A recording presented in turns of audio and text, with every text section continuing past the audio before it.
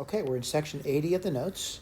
Again, look through the contents, look through the examples, and get busy with the exercises.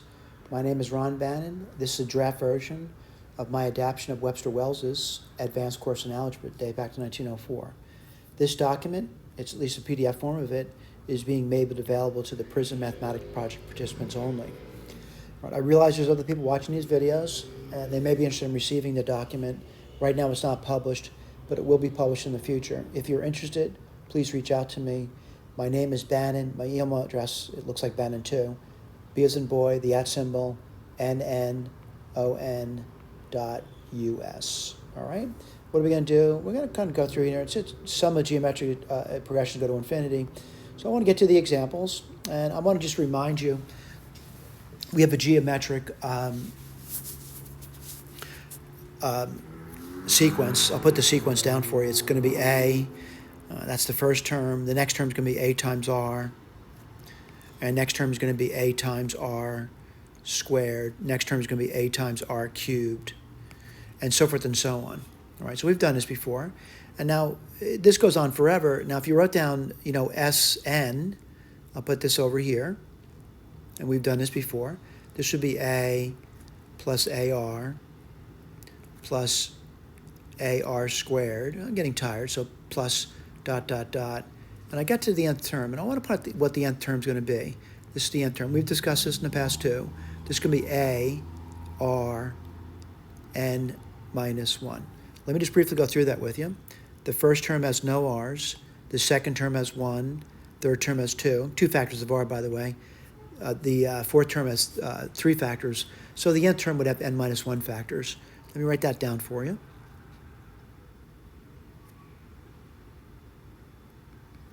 And what would I do over here? Yeah, we derived the formula for this over here. Let me point out what I mean by that. And hopefully you remember this too. I think we factored the A out. And we were left with 1 plus R squared plus, and we're just reviewing something you've done in the past. R, N minus 1, right? I got troubles here. I'll tell you what my troubles are. Yeah, I need to get a formula for that because I can't be summing together those terms. It's just too much work for me. So what I want to do is I want to just review what you've done in the past. I'll write this over here. I'm going to write down, I'll just call it S. I'm not going to call it Sn. And that's going to be 1 plus R squared plus yada, yada, yada, up to R n minus 1. And then I can put RS down and just multiplying. What do you get? Well, each term gets multiplied by R, so you can get R plus R squared plus yada, yada, yada. You would get Rn minus 1 plus R. All right? What are you going to do now? Subtract. You're going to get 1 minus R times S would equal, my interest in getting S, by the way, it would be 1 minus R. I'm sorry, that's R to the n. Sorry about that. What do you get over here? Well, S is just simply 1 minus R to the n over 1 minus R. So write this down now. Sn is going to equal A, the first term, times, well, I just did this sum. And what's that going to be? Well, let's write it down. It's going to be 1 minus R to the n over 1 minus R. And here comes the interesting part. What happens when we let n go to infinity? I'll write this over here. The limit as n goes to infinity of Sn.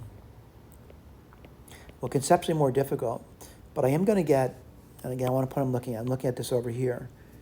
I'm going to get something, and the problem I'm going to get is this is the only term here that has an n in it, and I want it to shrink away. So I'm going to say it's going to equal something if it shrinks. What do I mean by shrinking? If this thing here goes to 0, and we'll talk at the conditions that allow that to happen. What would you get? You would just simply get A over 1 minus R. This is only going to happen is if R is what's called a proper fraction, which means you get this over here, which means the R is between 1 and minus 1. All right? So let's take a look at the problems. I got a formula now, and I'm going to write this one over here for you. All right? So someone started looking at it, and I want to make sure it's geometric. All right? So I'm going to say, looking at it, it looks like 2/3 is the R. I'm sorry, minus 2/3. And it looks like, the first term, A, or A1, is just 4. Well, let's see if that's true, right? Let's see if we get the next term. So it's going to be 4 times minus 2/3, which would be minus 8/3. Well, that worked. Let's see if we get the next term, which is going to be, let's see, it's going to be 4 times minus 2/3 squared. What's that going to give me? 4 times 4 over 9, which is 16/9. I get this. So I'm pretty convinced that I know what the R is in the A in the problem. Let me get my eraser out. This is just me checking. I'm going to erase all that business over there. Right? They want the infinite sum. Let's write this down. We just derived the formula. So S infinity is going to equal to A over 1 minus R, provided the R is this. Well, the R, the absolute value of R is 2/3, and 2/3 is definitely less than 1. So it's going to work out. Let's write this down. S infinity is equal to A. A is 4. And then you get 1 minus a minus 2/3 is 1 plus 2/3. I'm going to multiply top and bottom by 3. You're going to get 12. You can get 3 plus 2. And it's going to be 12/5. If you want to write it as a mixed number, you can, but I prefer that number over there. This would be 2, because 5 goes into 12 2 times, 2/5. Or if you want to write it a decimal, it would be 2.4. I tend to like this one over here. Again, the work is down there. Okay, this one over here, I want to point out, I'm really doing the same thing, but I got to be honest with you. Like, when I first saw this, I'm going to say that I didn't see it as a geometric problem, right? But it is geometric, all right? And certainly all that stuff is written down for you. So I want to go through a different technique over here. I'll go through it with you. So I'm going to say it's a rational number. And what they mean by find the value of this, it's a rational number. What do you mean by that? It's A over B. I just don't know what the A and the B is, all right? So I'm going to say it's a rational number. What is it going to be? Well, it's this crazy-looking decimal, which is 0.851. Now, what I want to do is I want to, get the repeating pattern to be after the decimal point. So I'm going to multiply both sides by 10. And what would you get? You would get 8.51. Now, the repeating pattern's after the decimal point. And I'm going to multiply by 100 now. So I'm going to multiply both sides by 100. Now, so much while you're doing that, I still want to get the repeating pattern after the decimal point. So what'd you get? 851.51. Right, now what do I notice? I notice if I subtract these two things, the decimal part would disappear. All right, let me write that down. So it's going to be 10x, and this is going to be 1000x. This is 8.51, repeat it, and this is 851.51, repeated. I'm going to subtract. So 1000x minus 10x is 990x. I want to point out, I'm trying to find x. Now, 851.51 minus 8.51, well, that's not too bad. What's that going to be? That's going to be what? That's going to be 843. Let me check that. 843 and 8. Yeah, that looks pretty good. So what's x? I'll write this down for you. X is 843 over 990. All right? Now, by the way, I don't mind the answer. Some people get, they get peeved at the answers. What I want to do is I want to go through the arithmetic. And I'm looking at it, and I'm looking at the top number. I know it's not even. Someone says, why would you even bother with even? The bottom number's even. But I'm looking at the top number. I wonder if it's divided by 3. And I'm looking at it, and I'm going to add the digits together. 8 plus 4 is 12. 12 plus 3 is 15. 15 is divided by 3, so the top number is divided by 3. So I'll write this down for you.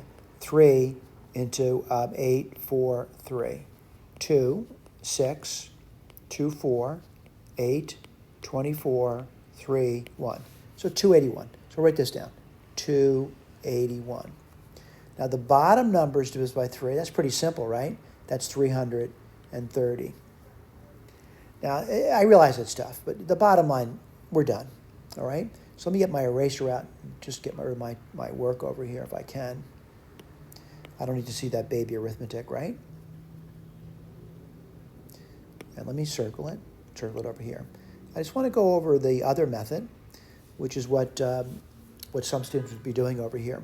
So what do? I write it as a sum. And as I do that, I want to point out what I'm doing over here. So I'm writing down 0.851, and that would be 0.8, and 0.8 is 4/5. Now this is a tough part for a lot of students. They're looking at that repeating pattern. So I want to write the first one down. So the first one's going to be 51, and I like to count decimal points, so it would be 1, 2, 3, over 1,000. What's the next one going to be? 51. And what I mean by that, I'll write this down for you. It's 0.851, and it's going to be a 5-1 over here, and that's repeating. Let me count the decimal points. 1, 2, 3, 4, 5. I'll write that down for you. Well, I'm starting to realize it's not that bad, all right? And by the way, this is the geometric problem. And what's the A1? It's this number here. This is the A. And what's the R? Well, it's going to be 1 over. I want to point out, just looking at it, 3 zeros there, 5 zeros there. So what's it going to be? It's 2 zeros. So it's 100. Whoops, sorry about that. All right, can you write it down now? Yep, let me write this down. So it's 4/5. So this number over here is going to be 4/5. That's the 0.8 part. Plus, let's write this down. Certainly 1 over 100 is definitely less than 1. That's good. And what do you have here? You would get, let's see, what's A? I'll write this over here. That's 51 over 1,000, right? And you get 1 minus 1/100th. All right, it's some work. I got to do the work now. Let's take a look. And I got to put a little line over here. 4/5 plus 51. Now I got to do this. It's going to be 1,000 minus 10. 4/5 plus 51 over 990. Boy, that's divided by 3, 2, isn't it? 4/5 plus 3 goes into 51 17 times, and into 993.30. Now I got to do the arithmetic now. This is tough. 330. Now I want to point out what I'm doing. 5 goes into 330. Let me write this down for you. Doing my chicken scratch arithmetic. 6. And that would be 66, right? What's 66 times 4? 240 and 44. Let me write that down for you. I'm sorry, I misspoke there. 5 times 66 is 240. And 5 times... I just misspoke, and I did it several times already. So 5 times 66 is 330, and 66 times 4 is 240 and 24. Sorry about that. So it's going to be 264 plus 17. Let's add that together, and lo and behold, we'll get the same answer. 64, 74, 81. 281. We're not getting a different answer, all right? It would be crazy to get a different answer.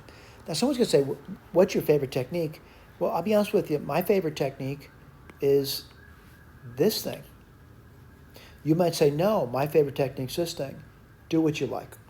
I really mean that. Now we get to exercises. You're going to do a series of problems. Make sure you can do them, all right? Why is there so many problems? You need to reinforce what you're learning. The more you do, the easier it becomes. The more you do, the easier it becomes. So let's just scroll through. You do that. You have access to this document. And then you're going to get to the Sage business over here. I want to point out, there's 14 problems. And this is another one of these things over here, all right? So if you're doing it, you should get the same answer I'm getting over here. If you think there's any errors, please reach out to me, and I'll remind you my email address. But I want to point out the Sage. What is it? It's a computer algebra system. It's a broken record, right? CAS stands for Computer Algebra System. It's open source software, freely available. Go to this website. You can download it, or use the interactive web application, and type some code in. But my objective here is not to code. My objective here is to learn algebra the way Webster Wells taught algebra, right? It's important you do that. And by the way, the people writing Sage, they know algebra, right? They're not guessing at this. They know algebra, know the code too. But anyway, if you need to reach out to me by reporting errors, my email address is Bannon. It's B as in boy, the @ symbol, NNON.US. All right? And that's about it. All right? Thank you for paying attention.